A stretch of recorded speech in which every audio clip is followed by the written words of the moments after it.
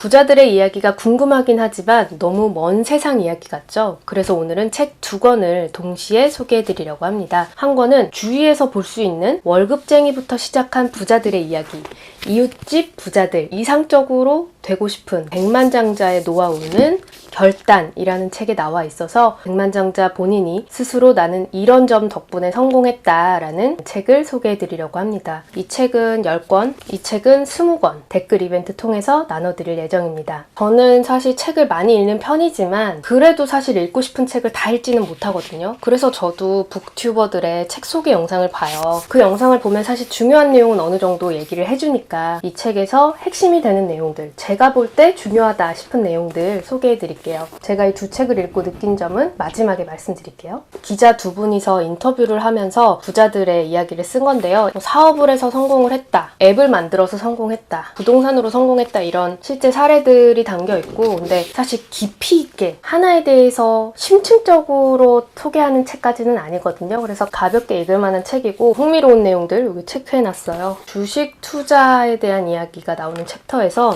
달러에 투자하라 라는 부분이 있는데요. 전키움증권 투자전략팀장 홍춘웅님의 이야기예요. 주식시장을 공부해보니까 결국 외국인이 중요하다는 걸 알게 됐죠. 외국인이 주식을 사면 한국 주식시장은 움직일 수밖에 없습니다. 그런데 외국인을 움직이게 하는 힘이 뭐냐면 바로 달러예요. 일단 유동성이 생기면 최대한 달러를 삽니다. 주식시장에서 패닉이 발생해서 주가지수가 하락하면 환율은 오릅니다. 환율이 오르면 당연히 가지고 있는 달러 자산의 가치는 오르게 되죠. 그걸 지켜보다가 어느 정도 수준이 됐다고 판단이 되면 달러를 팔고 주식을 삽니다. 이때 수익성이 좋은데도 주가가 아주 부진한 기업들의 주식이 투자 대상입니다. 그런 종목을 사서 다시 장기 투자하는 마음으로 가지고 있습니다. 그러다 주식시장이 다시 회복되면 수익성은 좋은데 저평가되어 있던 종목은 주가가 오르게 되죠. 이렇게 주식이 떨어질 때 달러 가치가 올라가니 패턴을 이용한다는 거예요. 주가가 오르면 다시 팔고 달러를 삽니다. 이렇게 위기가 올 때 오히려 수익이 날 수 있게끔 관리한다 라는 사례가 있어요. 언제 들어가야 할지 타이밍은 쉽게 알 수 없지만 최소한 달러를 가지고 있으면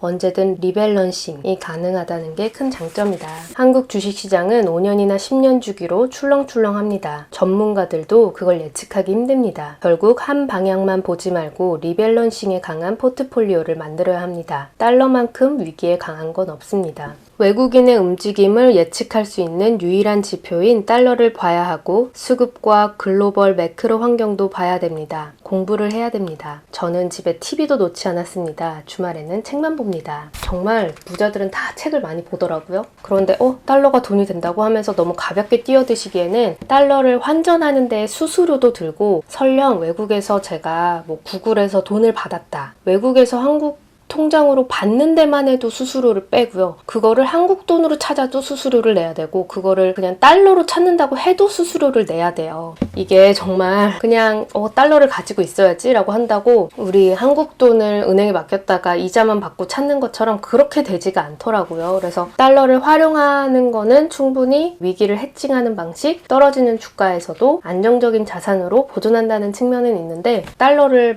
활용하기에는 공부해야 될 부분이 많아요. 근데 저도 이제 달러를 조금씩 활용을 하려고 외화종합통장을 개설을 했거든요. 제가 원래 쓰던 은행은 아니고, 보이시나요? 외화종합통장을 만들었는데 이 은행이 좋다 그런 거는 아니에요. 여기가 해외에서 송금해오는 돈에 대해서 30만 원 이하일 때는 수수료를 받지 않는 장점이 있는데, 그 이상이면 만 원을 떼고, 또 그 이후에 통장에서 빼낼 때 또 만 원을 빼고, 이런 수수료 단계들이 다 있어요. 그래서 무조건 달러로 관리하세요. 무조건 달러가 좋아요, 그런 얘기는 전혀 아니고요. 좀 우리나라가 안 좋다, 위기이다 할 때는 달러가 오히려 도움이 될 수 있어서 달러에 대해서 더 공부해 보시면 도움이 되실 거예요. 그리고 엄청 아껴 쓰고 검소한 생활을 하면서 기본적으로 수익이 있으면서 월급을 받으면서 그거를 적게 쓰면서 모으고 그거 가지고 투자하고, 그거는 정말 공통적인 패턴입니다. 뻔한 말 같아도 그거를 안 따르고 우리가 현실 세계에서 부자가 되기는 힘든 것 같아요. 여기 특히 저는 부자 전문가에게 묻다라는 게 3가지 챕터가 있는데, 예를 들면 신한은행의 PB팀장 이런 분들 인터뷰가 흥미롭더라고요. 부자들은 어떤 사람인지, 물려받은 재산 없이 부자가 된 사람들을 보면 보면 자기 분야에서 일가를 이룬 경우가 많다. 자기만의 분야가 확실하고 뭘 하는지 분명한 사람이 부자가 된다. 부자들은 자기 힘으로 땀 흘리거나 노력을 해서 돈을 벌어야 된다고 생각하지, 부자는 세 가지 케이스가 전부다. 첫 번째, 부모에게 돈이나 부동산, 비즈니스 프로세스를 물려받은 경우. 두 번째, 스스로 비즈니스를 세운 경우. 사업이 됐건 자신의 분야에서 일가를 이루는 것이 됐건. 세 번째, 부동산을 불려서 부자가 된 경우. 현실적인 부자의 세 가지 유형. 부모에게 물려받은 게 없는 사회초년생이라면 우선 자신이 어떤 사람인지 정확하게 파악하는 것이 중요하다. 두 번째, 자신의 능력으로 비즈니스 프로세스를 세우는, 그게 가능해 보인다면 다른 길을 생각하지 말고 그쪽으로 확실하게 가야 한다. 그게 아니라면 부동산에 투자를 하든가 해야 한다. 애매하게 다른 길을 흉내내면 아무것도 되지 않는다. 많은 사람이 자신의 위치나 상황을 제대로 파악하지 못하기 때문에 그에 맞는 대책을 찾지 못한다. 자기 위치에서 어떻게 조금씩 재산을 늘려볼까 고민하다 보면 10억, 20억을 가진 자산가가 될 수 있는 것이다. 고객들 중에 그런 케이스가 있대요. 특허 분야에서 평생 활동한 분이 그 분야에서 일가를 이루고 상당한 부자가 된, 이렇게 자기 분야에서 전문적인 역량을 인정받으면 가능한 일이다. 혹은 창업을 한 동기가 부자가 된 사례도 있고, 부자가 되고 싶어하는 사람들에게 해주는 조언이, 부자들을 만나보면 돈만 벌겠다고 하는 사람은 별로 없다. 자기가 가진 역량으로 자기 분야에서 인정을 받다 보니 기회가 닿아서 돈도 번 경우가 많다. 자기 자신을 잘 돌보는 것이 결국 돈을 버는데 중요하다는 이야기다. 한국은 그렇게 나쁜 사회가 아니다. 복지정책이나 사회 안정망이 엉망인 나라도 많다. 본인의 위치를 정확하게 알면 어디로 가야 할지 길도 그만큼 잘 찾을 수 있다. 이웃집 부자들은 허례허식이 없다. 그들은 아낄 수 있는 건 아끼는 게 좋다는 마음가짐이다. 다른 사람이 나를 어떻게 생각하는지 관심이 없다. 이웃집 부자들은 돈을 어떻게 벌어야 할지에 관심을 가지지 어떻게 써야 할지에 대해서는 큰 관심이 없다. 진짜 부자들은 자신의 부를 남들에게 증명해야 할 필요성을 느끼지 못한다. 다른 누군가의 인정은 필요하지 않다. 가족의 애정과 동료들의 지지 정도면 충분하다. 하나금융경영연구소 연구위원 안성학 님이 한 말에 따르면 과거와 비교해서 부자들의 재테크 방법에 큰 차이는 없다. 금융상품에 투자를 많이 하다가 결국 부동산으로 귀결되는 건 다르지 않다. 다만 나이대에 따라서 관심을 가지는 부동산이 조금씩 다르다. 젊을 때는 자기 집을 마련하는 데 집중하고 그 뒤에 투자형 부동산에 관심을 받는다. 나이가 들고 다른 수입이 생기면 상가 투자를 한다. 상가는 과거에 굉장히 안정적인 투자처였고 지금도 목 좋은 곳은 공실이 적기 때문에 괜찮다. 요즘에는 워라밸 측면에서 부자들이 토지에 관심을 가진대요. 여유로운 전원 생활에 관심을 많이 가져서 지방의 목 좋은 토지는 어지간하면 서울 부자들이 사놨다고 봐도 된다. 부자들이 주로 투자하는 금융상품은 따로 있대요. 그런데 부자가 아니면 애초에 투자할 수 없는 상품이 대다수다. 예컨대 한 증권사가 베트남 부동산 투자로 연수익 7에서 8%가 보장되는 금융상품을 출시했다. 최소 투자 금액이 수억 원 단위이다. 수억 원을 한꺼번에 투자할 수 있는 사람이어야 이런 상품에 투자할 수 있다는 거죠. PB들이 자신들이 알고 있는 모든 네트워크를 동원해 좋은 상품을 찾아내서 부자에게 소개해주는 시기다. 자산과 정보력에서 부자와 부자가 아닌 사람 간에는 차이가 분명하다. 평범한 사람이 부자가 될 방법은 계속 공부해야 한다. 부자들도 열심히 찾아보고 공부한다. 부자가 되고 싶고 재테크로 성과를 내려면 열심히 공부하고 경제 이슈에 관심을 가져야 한다. 큰 부자가 되기 위해서는 재테크만으로는 한계가 있다. 어느 정도 리스크를 가져가야 한다. 서핑을 할 때 파도에 일단 올라타면 계속 앞으로 나갈 수 있다. 파도에 올라타기까지가 힘들다. 그렇게 하기 위해서는 일단 바다에 뛰어들어야 한다. 부자가 되기 위해서는 힘들고 어려운 일을 마다하면 안 된다는 것이다. 저는 이 내용을 보면서 저는 부자가 안 되겠구나. 경제는 모든 분야와 연결돼 있다. 정치, 사회, 국제 모든 분야에 벌어지는 일들이 경제에 영향을 미친다. 나와 상관없는 일에는 관심을 두지 않는 태도로는 부자가 될 수 없다. 식견이 넓어지면 단순히 주식 투자를 잘할 수 있는 것을 떠나서 새로운 사업 아이템도 찾을 수 있고 다양한 방식으로 자산을 모으는 데 도움이 될 것이다. 그렇다고 재테크에만 목을 매는 건 안 된다. 자기 분야에서 맡은 일을 열심히 하되 동시에 자기개발과 경제에 대한 관심을 늘 가지고 있어야 한다. 부동산 투자가 낯선 초보들도 쉽게 저평가된 부동산에 투자할 수 있는 방법이 있는데 바로 법원 경매나 한국자산관리공사의 압류재산공매에 참여하는 것이다. 저도 좀 경매에 관심이 있는데 그쪽도 나중에 좀 다뤄드릴까 하고 있습니다. 이에 비하면 한국자산관리공사의 압류재산공매에는 정부가 개입해 있기 때문에 비교적 안전한 편이다. 2017년에 압류재산공매를 통해 매각된 부동산 물건 중 감정가격 5천만 원 이하인 물건의 비율이 55%에 달했다. 이런 부동산이 자투리 땅이 굉장히 많대요. 잘만 고르면 가치를 키울 만한 물건이 적지 않다. 텃밭만 있던 강릉의 작은 자투리 땅에 카페를 지어서 관광객이 몰리는 인스타그램 맛집이 됐다. 이렇게 자투리 땅을 활용하면 가치를 10배, 100배까지도 키울 수 있다. 평소에 많은 부동산에 돌아다니며 입지와 인테리어를 꼼꼼히 따지는 연습을 해야 한다. 저평가된 단독주택을 찾아보라고 추천한 곳이 있대요. 종로구 사직동, 서대문구 냉천동, 서초구 반포동 일대. 지금도 늦었을지 모른다. 남들보다 더 많은 자산을 모으고 싶다면 부지런해져야 된다. 이런 이야기를 하세요. 이렇게 이 책은 사실 막 깊이 있게 자세한 내용을 알려주거나 이걸 본다고 해서 이렇게 돈 벌면 돼. 그 정도는 아니에요. 다만 좀 현실적인 부자들이 어떤 이야기를 하는지 참고할 만한 이 책 20권 나눠드릴 거니까 댓글로 알려주세요. 결단. 이 책은 롭 무어, 그 레버리지 책 베스트셀러 쓰신 분이 쓴 세 번째 책이라고 해요. 어떻게 부자가 됐다고 자세하게 알려주기보다는 그런 부자의 습관을 아주 읽기 쉽게 맞아 이래야 돼 라고 좀 공감 가게 써놔서 좀 꾸물거리고 미루게 되고 완벽주의를 추구하다 보니까 시작도 못하고 그런 분들께 어울릴 만한 책입니다. 백만장자의 책이니까 진짜 돈 많이 번 사람은 뭐가 다르지? 라는 호기심에서 읽어봤는데 당신이 망설이는 동안 부자들은 결단한다. 이런 자극적인 문구가 쓰여있죠. 이 책을 막 돈을 벌고 싶어서 그런 관점으로 하기보다는 좀 더 자기계발책의 개념이라고 보시면 돼요. 이 책은 꾸물거림에 대해서 앞부분에 말을 많이 해요. 무기력이 낳는 대표적인 증세가 이런 꾸물거리고 결단하지 못하는 부분이잖아요. 그래서 연관된 내용인 것 같아요. 근데 예전 책은 전문가가 쓴 책이라면 이 책은 그냥 부자가 쓴 책인데 읽기 굉장히 쉽고 그냥 공감하면서 읽으면서도 잘 써놨다라는 가볍게 읽어볼 만한 것 같아요. 예전에 꾸물거리던 것이 우리 인류 역사에는 도움이 될 수 있었다. 인류는 창을 들고 매머드에 1대1로 맞서기보다는 천천히 시간을 두며 에너지를 절약했고 최고의 계획을 세운 다음에 안전한 거리에서 창을 던졌다. 충동적 의사결정은 죽음을 의미했다. 보다 여유로운 접근법 덕분에 우리가 살 수 있었다. 그런데 이제는 그렇게 꾸물거리는 것이 결코 도움이 되지 않는다라는 이야기들을 하고 있습니다.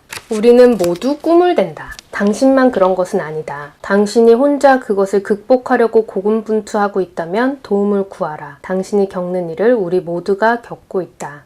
또한 당신이 겪는 가장 중요한 문제를 해결한 사람들이 존재한다. 도움 요청은 당신이 약하지 않고 강하다는 신호이며 종종 그것이 문제 해결의 가장 쉬운 길이다. 이를 미뤄서 얻는 이익은 있었다. 우리는 자존감을 지키고 고통을 경감받는 순간 보람을 느낀다. 우리가 미룬 일을 누가 대신해줘서 우리를 구해줄 때 내가 사려고 했던 옷이 안 샀다가 최종 세일에 들어가서 가격이 더 저렴해질 때, 갈등을 모면함으로써 순간적으로 기분이 좋아질 때 그런 보람을 느낀다. 우리가 아무 짓도 안 해도 모든 게 잘 풀리기를 바라거나 기대한다. 우유부단의 목적을 깊이 이해하고 있으면 그것이 우리에게 언제 어떻게 도움을 주거나 방해가 되는지를 알 수 있다. 우리는 우유부단이 우리를 망치고 자존감을 해치지 못하게 막을 수 있다. 이런 우유부단을 가치가 낮은 일에 꾸물대는 건 괜찮다. 경제적 관점, 잔존가치 면에서 아무런 장점이 없는 행정 업무들을 미루고 가장 중요하거나 가치가 높은 일을 하는 게 무조건 똑똑한 행동이다. 동굴 청소보다는 사냥에 필요한 에너지를 비축해 두는 게 더 나은 것과 같은 이치이다.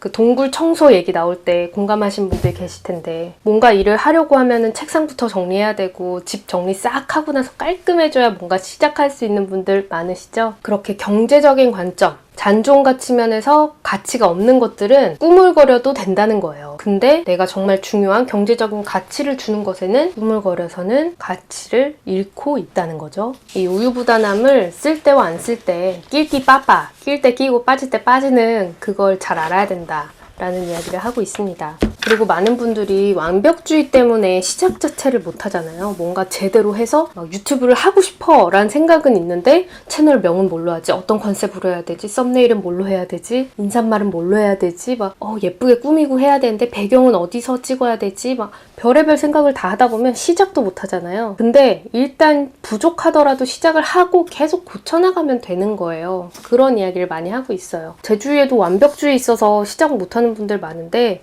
저의 초반 영상 보면 뭐 어둡고 컨디션도 안 좋은데 그냥 찍었어요. 왜냐면 하고 싶은데 시간이 지금밖에 없으니까 정리도 뭐 안 되어 있었지만 그러고 찍는 그 시작을 했으니까 계속 이제 가속도가 붙은 거죠. 근데 그 첫 영상에는 막 사람들이 뭐 동남아 사람이냐는 말도 있었고 별로 좋은 말 없었어요. 근데 어쨌든 이렇게 완벽하려고 하지 않고라도 시작을 하면 뭔가 가속도가 붙더라고요. 하려고 했던 그 일 결단 내리셔야 합니다. 그게 결국 백만장자까지 만들어준 거라고 해요. 이분이 예술가였대요. 예술가로서 경제적 실패를 겪었던 이유가 내 작품을 보여주고 파는 것에 겁을 냈기 때문이다 라면서 이 얘기를 해준 거예요. 나는 너무나 민감했다. 그림을 보는 사람이 내 작품에 호평을 늘어놓지 않으면 그가 실은 내 작품을 싫어하지만 내게 그 사실을 숨기고 있다고 생각했다. 그런데 당신은 내 작품이 내가 아니라는 것을 안다. 내가 내 작품이 아니듯이 당신의 일도 당신 자체는 아니다.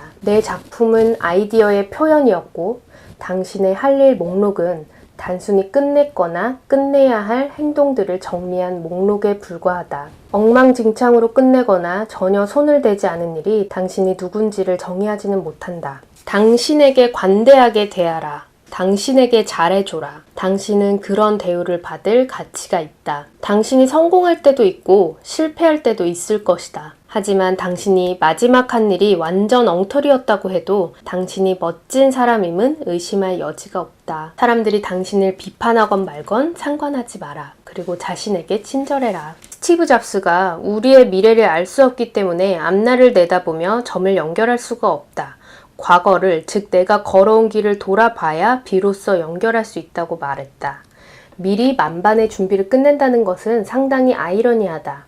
그것이 꾸물거리는 기술이자 아무것도 이루지 못한 채 바쁘기만 한 문화적 변명이 되었기 때문이다. 저도 채널에서 이제 소소한 경험들이 결국 점이 선을 이룬다라는 말씀 많이 드리는데 그게 사실 미래를 내다볼 때는 볼 수 없다는 거죠. 맞아요. 그거 보기 힘들어요. 선을 어떻게 구체적으로 그리겠어. 근데 적어도 내가 선을 구체적으로 이렇게 그릴 거야는 아니어도 이쪽 방향으로 가야지라는 목적의식만 가지고 있으면 출발을 하면 돼요. 좀 삥 돌아도 일로 가면 되는 거지. 근데 이 목적의식조차 없으면 일로 가는 게 아니라 절로 가버릴 수 있다고요. 그래서 이제 저는 내가 좋아하는 일, 내가 잘하는 일, 내가 어떻게 살고 싶은지 그런 거에 좀 집중을 하는 편이에요. 근데 그러면서도 너무 고민만 많아지면 실천을 못하기 때문에 완벽주의 버려놓고 너무 꼼꼼하게 준비하려는 거 버려놓고 일단 출발을 하는 거죠. 하면서 이 방향이 아니었네라는 걸 알고 바꾸면 되는 거죠. 뜸들이기는 우리가 시작하기 전에 만반의 준비를 갖추려다 야기하는 거짓 분주함이다. 정신 차려라. 법석 떨기, 확인, 정리는 첫 번째 휴식 시간대 하기 위해 아껴둬라. 그때 당신은 약간 꿈을 대면서 자신에게 보상할 수 있다. 지금 중요한 일들을 시작하라. 그리고 나쁜 결정하는 거를 너무 두려워하지 말아라. 그 나쁜 결정이 지금 당신이 더 나은 결정을 하게 도와줬다. 한 가지 분명한 나쁜 결정이 더 나은 결정으로 이어졌다. 그리고 그 결정이 더 위대한 결과를 낳는다. 성공이라는 게 success, 그게 어떤 하나의 이벤트가 아니라 사실 과정인 거잖아요. 이 과정으로 봤을 때 성공을 한 거다라고 하려면 그 과정까지 가기 위한 실패 과정들이 있을 수밖에 없잖아요. 근데 그 실패를 두려워해서 시작조차 못하고 결단 내리지 못하는 사람이 많다라는 이야기를 계속 결단력을 좀 키우고 싶은 분들께 자극이 될 것 같아요.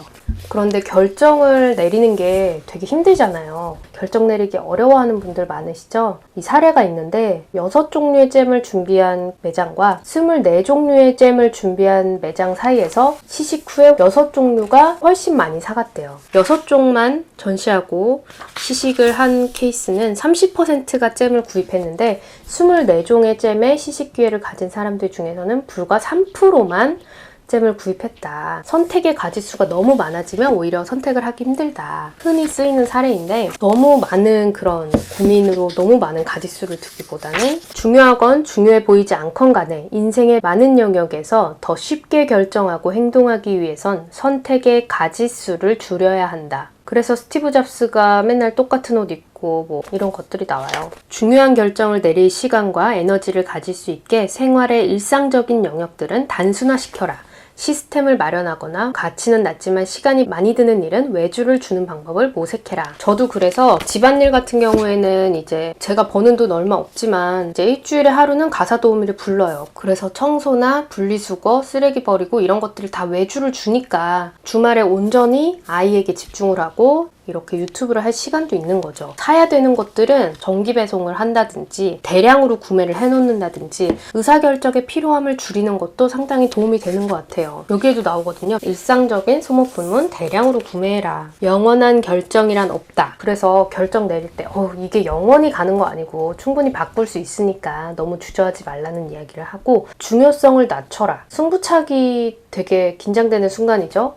그렇다 하더라도 이건 죽고 사는 문제가 아니다. 순간에 몰두해야 한다. 결정의 맥락을 고려하라. 기대의 균형을 잡아라. 당신 자신이 아니라 당신의 일에 진지해져라. 재밌고 즐겁게 살아라. 당신의 행복을 오지 않을 미래로 미루지 말아라. 더 적은 시간 동안에 더 많이 이루기 위해선 사소한 것에 목숨 걸지 말아라. 통제 가능한 것과 불가능한 것을 파악해라.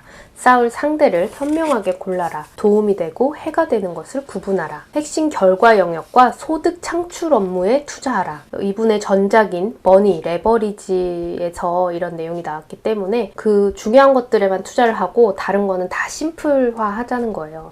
믿기로 했다면 믿어라. 미세 경영, 마이크로 매니지먼트 하지 말아라. 통제하기 위해 통제권을 줘라. 성장하기 위해선 마음을 내려놓아야 한다. 상황과 사람을 더 많이 통제하려고 할수록 그들을 더 멀리 밀어낼 뿐이다. 긴장은 갈등을 유발하고 갈등은 일의 속도를 늦춘다. 통제와 신념 사이의 역설을 관리하고 목표를 세운 뒤 믿기로 작정한 사람을 믿고 그들이 계속 알아서 하게 하라. 그들을 곁에서 돕되 방해하지 말아라. 내 안에 망할 놈을 관리하라. 감정을 관찰하라. 감정이나 반응을 일으키는 원인은 무엇인가? 왜 그것이 지속되나?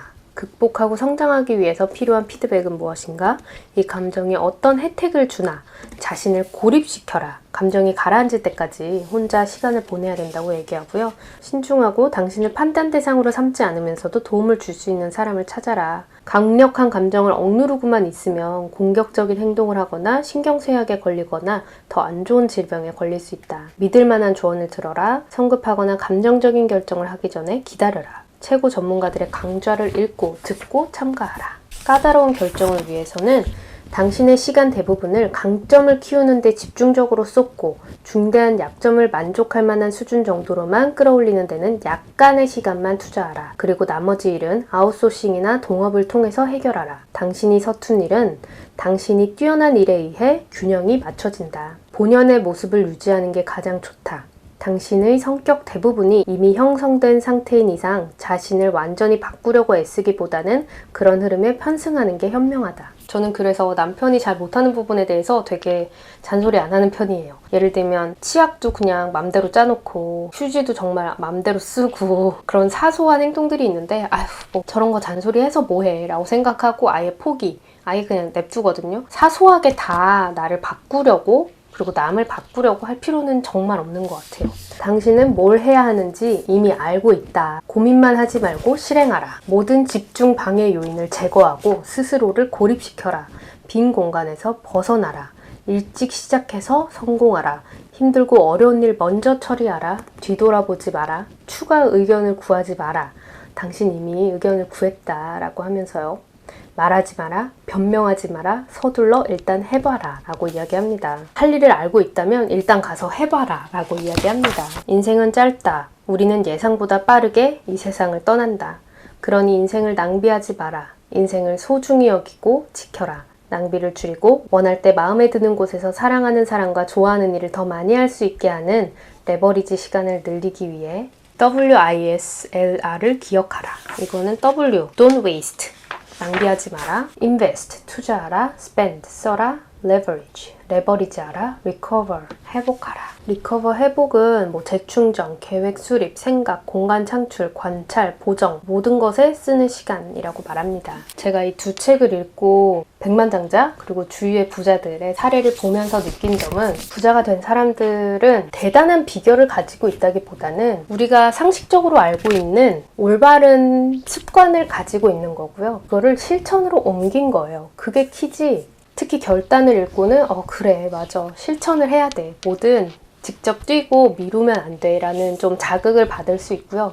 그리고 이웃집 부자들을 읽고는 정말 부자가 되기는 힘들겠지만 그렇게 하려면은 리스크 테이킹을 일단 하면서 뛰어들어야겠지만 그보다는 정말 가장 중요한 건 본질적인 문제인 것 같아요. 내가 아껴 쓰는 습관 그리고 이거를 계속 불려가는 거 이걸 가지고 부동산이나 이런 투자할 거리를 찾고 달러처럼 위험을 분산하는 많은 한국인들이 스펙을 가지려고 막 하는데 스펙보다도 평소에 이런 습관을 키우는 게 정말 중요하겠구나. 집안일은 미루더라도 내가 경제적인 측면, 나의 역량적인 측면은 정말 미루지 않고 독서를 많이 하고 부지런하게 내가 집중할 것에 집중해서 다른 사람들에게 신경 쓰기보다는 내가 관심 가지는 것에 신경을 쓰면서 또 세상 돌아가는 일에 그런 트렌드에 관심을 가지고 나의 역량을 키우면서 부동산 보는 눈을 키우는 힘 결국 이 두 가지 아닐까라는 생각이 들더라고요. 부자들의 정말 기본적인 특징이 독서라고 하잖아요. 책 많이 읽으면서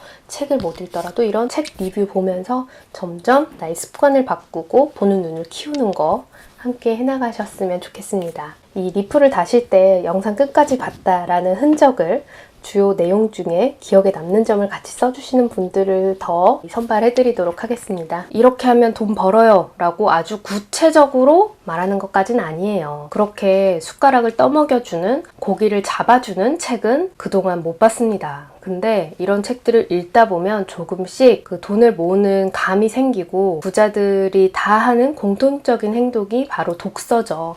이런 책들을 읽으면서 조금씩 다른 사람들은 이렇게 해서 부자가 됐구나. 여기에서 내가 배울 점은 뭘까? 이 중에 내가 해볼 만한 건 뭘까? 라고 고민하는 과정 그리고 조금씩 실천해 나가다 보면 나만의 노하우가 생기고 나도 조금씩 부자가 될 수 있지 않을까라고 생각합니다. 긴 영상 시청해 주셔서 감사합니다.